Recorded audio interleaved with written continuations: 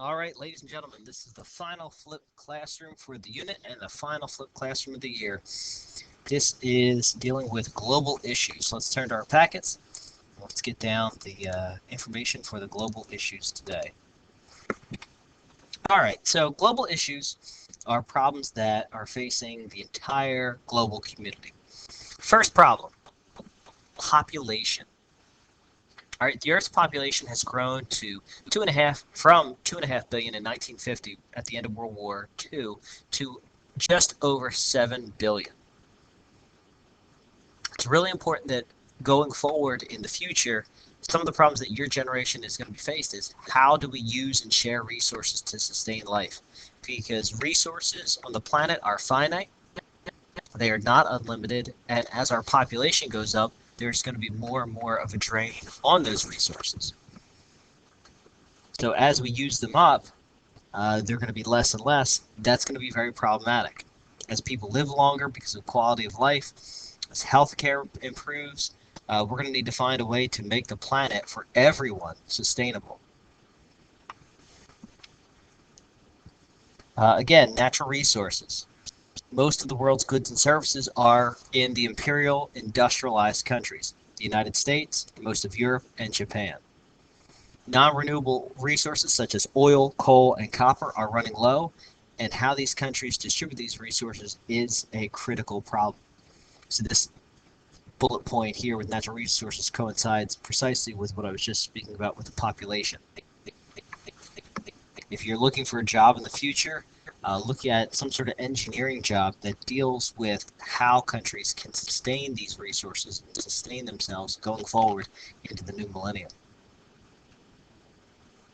All right, pollution. Regardless of how you feel about global warming and pollution, the thinning of the ozone layer is real.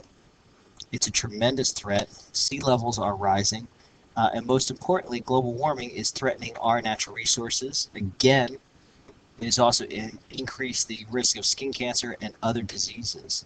A lot of people, when we think summertime, we think the exposure to sunlight. But additionally, because the ozone layer is getting so thin, ultraviolet rays are harming animals on the planet that we eat, and also crops and produce that we eat. So not only are we being exposed to harsher UV rays, but we're also consuming things that have been exposed to high amounts of radiation. So pollution and global warming is a tremendous problem. And then really the last bullet point here is human rights. How do we value the rights and freedoms of people in other countries? So as countries continue to develop and increase, attention has been paid to how other countries treat their citizens with regard to religious liberty and freedom of expression and some of those natural rights that we talked about in the Age of Enlightenment. In some countries, leaders have expanded these rights, but in other less industrialized countries, leaders have limited these rights. And that is very problematic as far as the expansion and development of industrialization. So going forward, the big issues can be broken down into population, natural resources, pollution, and what the world is doing to curb human rights and protect human rights.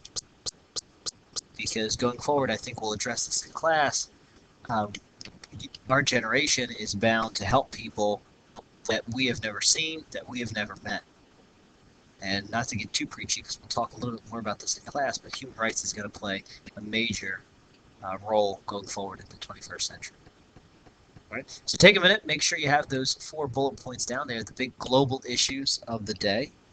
If you need to watch the video again, feel free to do so, or just pause the video and you can get these 4 bullet points down. Okay. We will be discussing these issues in class with your final writing assignment.